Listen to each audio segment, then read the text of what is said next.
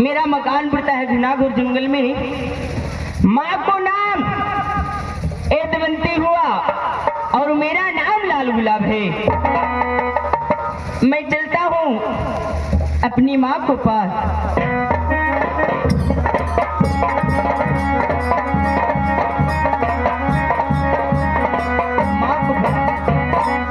खुशी रहो मेरे लाल।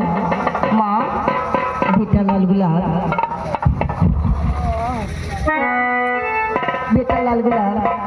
माँ, इस समय ये बताओ, खेलने कूदने के लिए तुम कहाँ चल गया था बेटा? माँ, बेटा लाल गुलाब, ऐसे मैंने ये जंगल में खेल रहा था माँ। बेटा लाल गुलाब, और खेलते खेलते माँ मैं एक सवाल सोचा हूँ माँ। उस सवाल में आपसे कहने के लिए मैं चाहता हूँ। क्या आज खेलते खेलते मन में एक सवाल सोचा है?